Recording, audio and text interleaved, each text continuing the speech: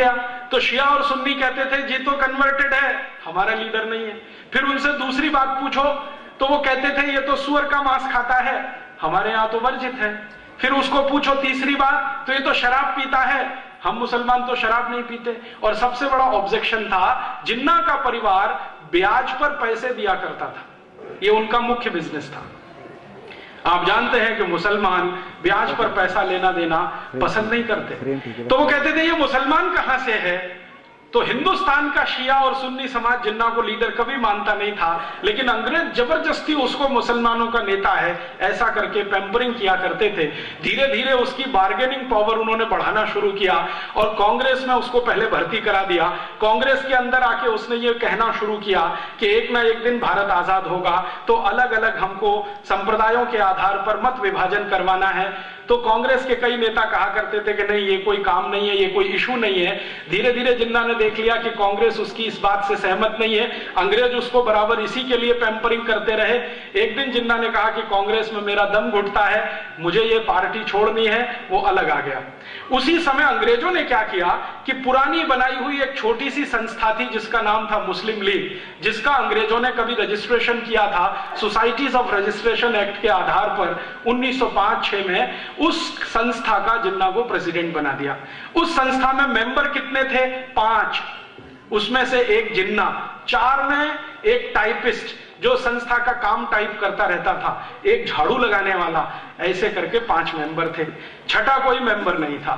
लेकिन यह संस्था का नाम ऐसा फैलाया, टाइम्स ऑफ इंडिया में पहले दिन जब मुस्लिम लीग का प्रेसिडेंट बना तो जिन्ना का इंटरव्यू आया, उसमें पूछा गया कि भाई आपका उद्देश्य क्या है, तो आजादी लेना। तो उसके बाद का उद्देश्य क्या है, तो भारत में मुसलमानों की सत्ता स्थापित कराना। तो वो कैसे संभव है, हिंदू तो मेजॉरिटी में है। तो जिन्ना ने कहा कि अगर संभव नहीं हुआ तो भारत का बंटवारा करना। इस तरह से वो आदमी बढ़ता गया, अंग्रेज उसको खाद पानी देते गए, उसमें बहुत सारा पैसा इन्वेस्ट करते गए। एक दिन ब्रिटिश पार्लियामेंट में बहस हुई कि हम जिन्ना पर इतना पैसा क्यों खर्च कर रहे हैं। आप जानते हैं जिन्ना का खर्चा करोड़ों रुपए का साल का ब्रिटिश पार्लियामेंट उठाती थी। तो ब्रिटिश पार्लियामेंट में एक सांसद ने सवाल उठा दिया कि जिन्ना के ऊपर इतना पैसा क्यों खर्च कर रहे हैं। तो अंग्रेजों का एमपी नहीं, प्राइम मिनिस्टर कहता है, क्लेमेंट आर एटली, एक दिन पार्लियामेंट में, और चर्चिल भी बाद में कहता है कि ये हमारा ट्रम्प कार्ड है, इसमें पैसा हम लगा रहे हैं ताकि जब चाहें तब इसको एनकैश कर सके। और ये बात 1939 में कही विंस्टन चर्चिल ने, 1942 में कही क्लेमेंट आर एटली ने कि ये हमारा ट्रम्प कार्ड है, और सच में उन्होंने उसको ट्रम्प कार्ड की तरह से इस्तेमाल किया। 1942 का भारत छोड़ो आंदोलन जब सफल हो गया और अंग्रेजों ने देख लिया कि भारत के क्रांतिकारियों में बहुत बड़ी लहर पैदा हो गई है, भारत छोड़कर जाना ही पड़ेगा, और उससे भी ज्यादा महत्वपूर्ण बात यह थी कि सेकेंड वर्ल्ड वॉर में अंग्रेजों की इतनी पिटाई हो चुकी थी कि उनकी पूरी की पूरी कमर टूट गई थी, आर्थिक रूप से वो बहुत कमजोर हो गए थे, कारखाने उनके बहुत बुरी तरह से बंद हो गए थे, क्योंकि एक तो मंदी चल रही थी इंग्लैंड में और ऊपर से सेकेंड वर्ल्ड वॉर लड़ना पड़ा। सामने जो उनका दुश्मन था हिटलर, वो बहुत ताकतवर था, इसलिए अंग्रेजों की कमर टूटी हुई थी। तो उन्होंने कहा अब ये 2 देशों को हम संभाल पाए ये संभव नहीं है, भारत को छोड़ना ही पड़ेगा अगर हम अपने को बचाना चाहते। तो उन्होंने 1942 के अंत में ही तय कर लिया था कि अब हम भारत को छोड़ देंगे। बाद में घोषणा भी कर दी 45 में कि भारत को छोड़ देंगे। जैसे ही भारत को छोड़ने की बात आई तो जिन्ना को फिर आगे कर दिया कि अब तुम डिमांड करो। जिन्ना ने कहा कि ठीक है, मुझे पाकिस्तान चाहिए, पाकिस्तान चाहिए, इससे कम पर कोई समझौता हो सकता है। कांग्रेस के नेताओं ने जिन्ना से पूछा तो उसने कहा हां हो सकता है। क्या हो सकता है? मुझे भारत का प्रधानमंत्री बना दो, इस पे समझौता हो सकता है। तो कांग्रेस के नेताओं ने पूछा कि अगर तुम प्रधानमंत्री बनो तो पाकिस्तान छोड़ दोगे? हां छोड़ दूंगा, मुझे प्रधानमंत्री बना दो, मैं पाकिस्तान की मांग छोड़ दूंगा। कांग्रेस वर्किंग कमेटी की मीटिंग हुई, उसमें यह बात रखी गई कि जिन्ना बोलता है कि उसको प्रधानमंत्री बनाना है, तो नेहरू जी ने कहा कि मैं उसको प्रधानमंत्री तो क्या अपने ऑफिस का चपरासी नहीं बना सकता।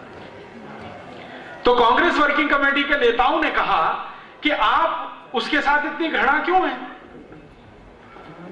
आप बोलते हैं कि उसको ऑफिस का चपरासी नहीं बना सकते, वो आदमी कह रहा है कि प्रधानमंत्री बना दो तो मैं पाकिस्तान नहीं मांगूंगा। तो हमारे लिए तो यह सौदा अच्छा है कि पाकिस्तान ना बने और वो थोड़े दिन के लिए प्रधानमंत्री हो जाए। तो कांग्रेस वर्किंग कमेटी में कई नेताओं ने ऑब्जेक्शन लिया नेहरू जी के सामने। गांधी जी के पास बात पहुंची। गांधी जी के पास एक व्यक्ति आया करता था जो जिन्ना का फैमिली डॉक्टर था। उसने एक दिन आके गांधी जी को कहा कि बापू, ये आदमी ज्यादा दिन जिंदा नहीं रहेगा, मरने वाला है। कैसे? इसको पीठ में भयंकर ट्यूबरकुलोसिस हो गया है। उम्र कितनी है? गांधी जी ने पूछा।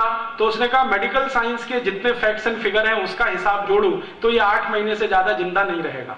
गांधी जी ने कांग्रेस वर्किंग कमेटी की मीटिंग बुलाई और कहा कि जिन्ना को प्राइम मिनिस्टर बना दो। तो फिर प्रश्न उठा क्यों? तो गांधी जी ने कहा बचेगा नहीं, ज्यादा दिन की उम्र नहीं है, मरेगा, कम से कम भारत तो बंटवारा नहीं होगा।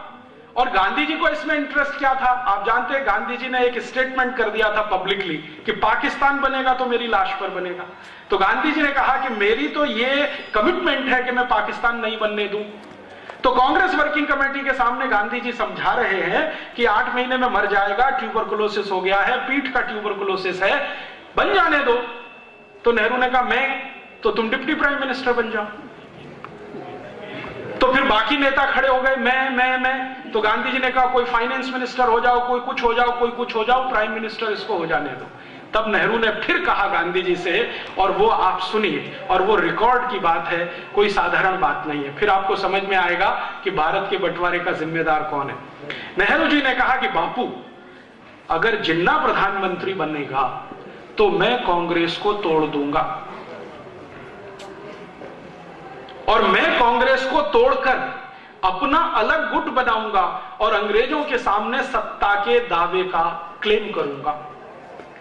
जैसे आज हमारे देश में होता है ना, चुनाव खत्म होता है, गवर्नर के पास हम जाते हैं ना क्लेम करने के लिए कि मैं कल से सरकार बनाऊंगा। तो नेहरू जी का स्टेटमेंट है, रिकॉर्डेड स्टेटमेंट है, गांधी जी के सेक्रेटरी ने रिकॉर्ड किया जिनका नाम था प्यारेलाल, वो लिखा हुआ है। तो नेहरू जी कहते हैं कि मैं कांग्रेस का एक गुट बनाऊंगा, अंग्रेजों के सामने अपना दावा पेश करूंगा, हो सकता है अंग्रेज मुझे सत्ता हस्तांतरण करें, फिर उसके बाद क्या होगा। तब गांधी जी ने कहा कि नेहरू, अगर तुम्हारी ये विचारधारा है तो मुझे भगवान अभी उठाए, मैं अब 1 मिनट भी जिंदा नहीं रहना चाहता। तो मौलाना अब्दुल कलाम ने गांधी जी को पूछा कि आप इतने निराश क्यों हो गए? तो गांधी जी ने कहा कि मैंने किसी गलत आदमी के सिर पे हाथ रखा है। गलत आदमी माने पंडित जवाहरलाल नेहरू। फिर गांधी जी ने अपने सेक्रेटरी प्यारेलाल को कहा कि ये नेहरू और जिन्ना में इतनी घृणा क्यों है? प्यारेलाल ने कहा मुझे नहीं मालूम है। तो गांधी जी ने कहा पता कराओ। तो पता कौन कराएगा? तो LIU के दिल्ली के ऑफिसर को बुलाया, जो गांधी जी की प्रार्थना में नियमित रूप से आता था रिपोर्टिंग करने के लिए। गांधी जी ने अपने पास बुलाया कि भाई एक रहस्य मुझे बता दो, क्या कि ये जिन्ना और नेहरू एक दूसरे को पसंद नहीं करते, फूटी आंख देख नहीं सकते, चक्कर क्या है? तो LIU के ऑफिसर ने कहा 15 दिन का समय दे दो, मैं आपको बता दूंगा। 15 दिन के बाद वो आया और उसने कहा कि बापू, ऑफिशियल रिपोर्ट दूं कि अनऑफिशियल? तो गांधी जी ने कहा दोनों दो। तो उन्होंने कहा कि अनऑफिशियल रिपोर्ट ये है जो मैं लिख के नहीं दूंगा, लेकिन आप समझ जाएंगे। लिख के दूंगा, अप्रत्यक्ष रूप से लिखूंगा तो भी आप समझ जाएंगे। बात सीधी सी ये है कि ये जिन्ना और नेहरू एक दूसरे को पसंद इसलिए नहीं करते हैं कि इनके बीच में एडविना है।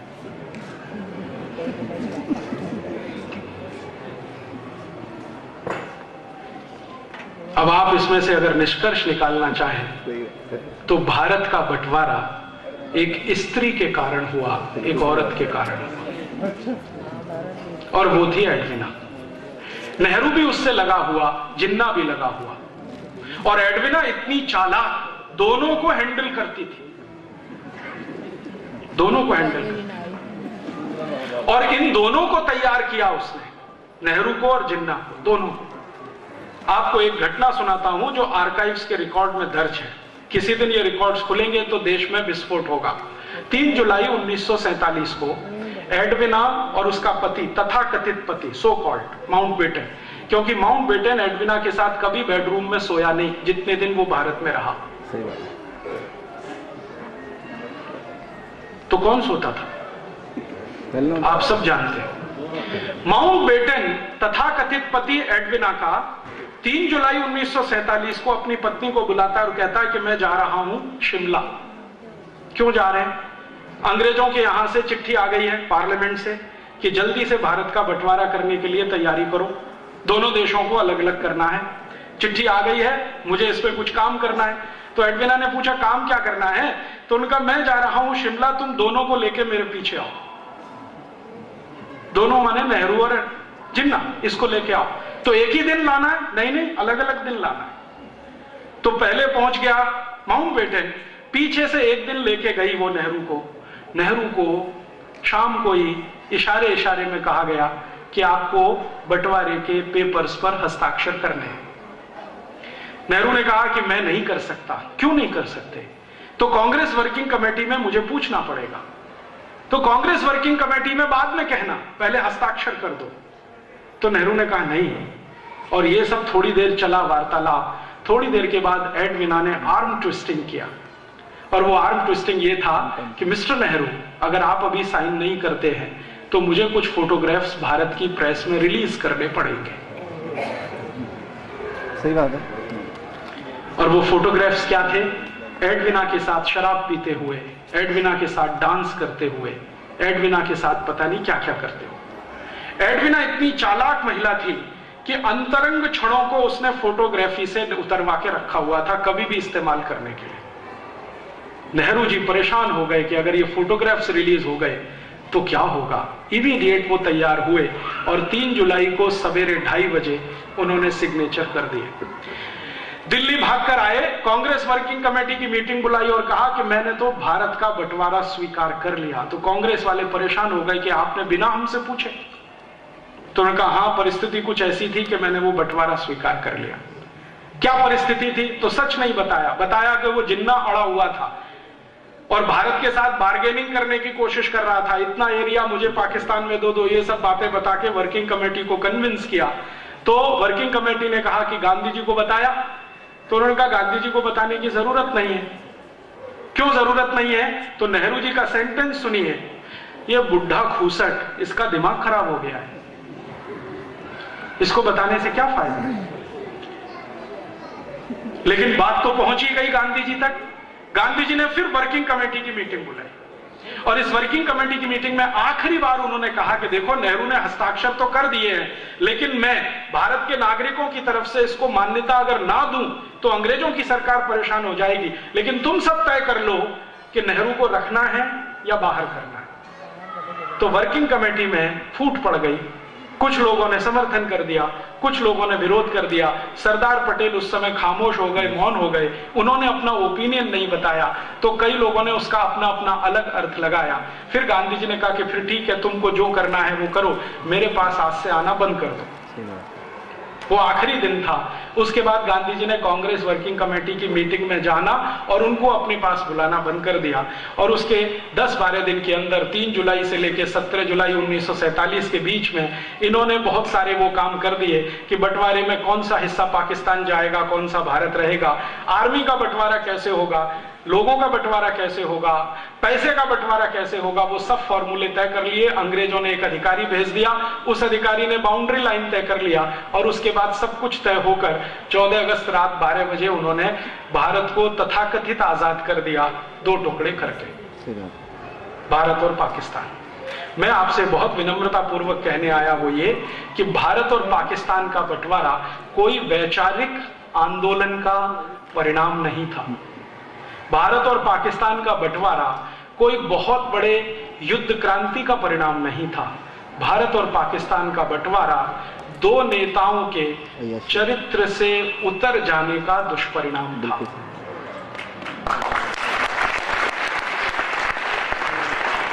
हमारे यहां यह कहा जाता है कि सामान्य आदमी दुष्चरित्र हो जाए तो उसका स्वयं का पतन होता है, लेकिन भारत के प्रधानमंत्री पद के दावेदार व्यक्ति के चरित्र का पतन हो जाए तो राष्ट्र का ही विनाश होता है। ये कहानी है हिंदुस्तान के बंटवारे की। आप बोलेंगे जी क्यों सुनाई?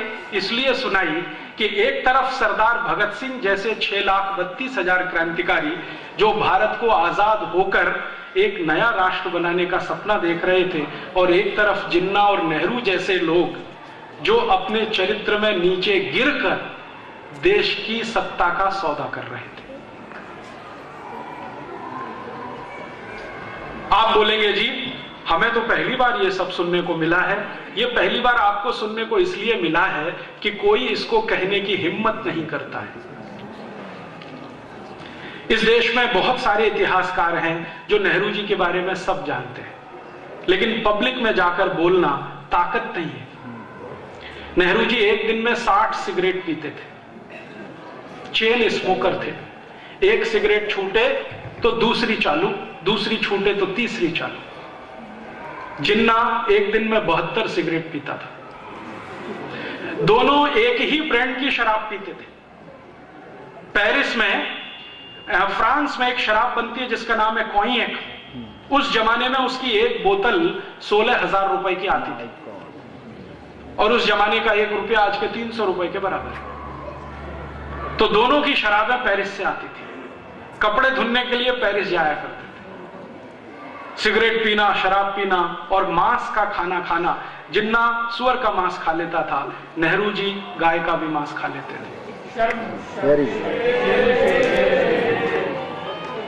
इसका पता कैसे चला?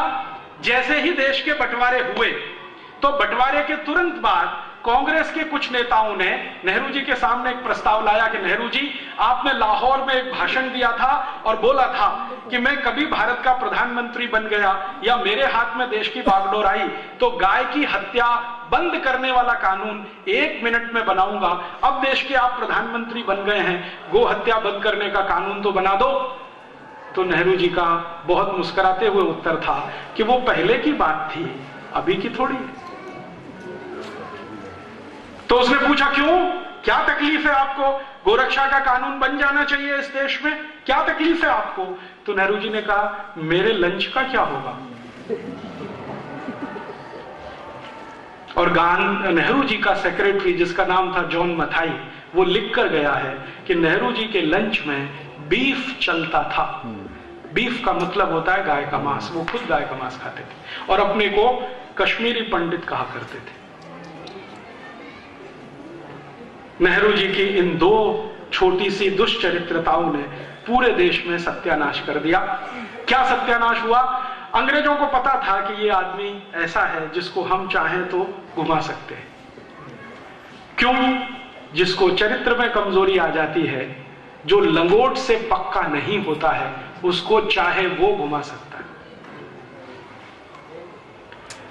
यह दुनिया में सबसे बड़ा उसूल है सार्वजनिक सामाजिक काम करने वालों के लिए। जो लंगोट का पक्का नहीं होता है, उसको चाहे वो घुमा सकता है। तो अंग्रेजों को पता चल गया कि ये तो बहुत कच्चा आदमी है, तो उन्होंने उस कच्चे आदमी के कच्चेपन का भरपूर फायदा उठाया और संसद में बार बार भाषण हुआ। एटली बोलता है, चर्चिल बोलता है कि चिंता मत करो, नेहरू के हाथ में सत्ता है, हम जो चाहेंगे वही होगा। तो आप चाहेंगे तो क्या होगा? तो चर्चिल ने कहा कि चिंता मत करो, भारत से हम लौटने के बाद भी भारत में वही होगा जो हम चाहेंगे। तो एटली पूछ रहा है कि विस्तार से जरा बताओ। तो चर्चिल कहता है कि देखो, हम भारत को छोड़ देंगे लेकिन हमारी भाषा भारत में रहेगी। हम भारत को छोड़ देंगे लेकिन हमारे कानून भारत में रहेंगे। हम भारत को छोड़ देंगे, हमारी संस्कृति भारत में रहेगी। हम भारत को छोड़ देंगे, हमारी शिक्षा व्यवस्था भारत में रहेगी। हम भारत को छोड़ देंगे, हमारी संस्थाएं भारत में रहेंगी। हम भारत को छोड़ देंगे, हमारा धर्म भारत में रहेगा। और ऐसा बोलते बोलते कह गया कि बस इतना ही होगा कि अभी हम गोरे अंग्रेज भारत में राज कर रहे थे, कल से काले अंग्रेज करेंगे, चिंता करने की जरूरत नहीं।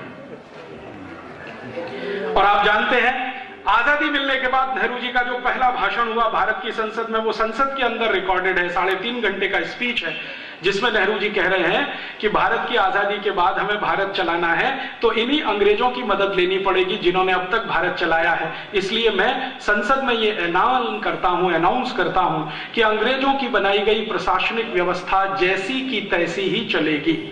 माने ICS officer, IPS officer, IRS officer, सारे के सारे ऑफिसर्स वैसे ही रहेंगे। अंग्रेजों की बनाई गई पुलिस वैसी की वैसी ही रहेगी। और उसी दिन से तय हो गया कि भारत की आजादी शून्य है। क्योंकि जिस बात के लिए भगत सिंह आजादी चाहते थे वो तो हुआ नहीं। भगत सिंह का सपना क्या था? 28 सितंबर 2007 को भारत की सरकार भगत सिंह के डायरी के